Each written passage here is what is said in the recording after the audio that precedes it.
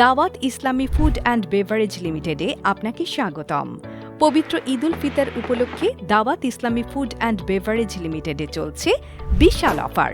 আমরা দিচ্ছি ডিপোতে 6% এবং ডিলারে 8% কমিশনে ব্যবসা করার দারুণ সুযোগ।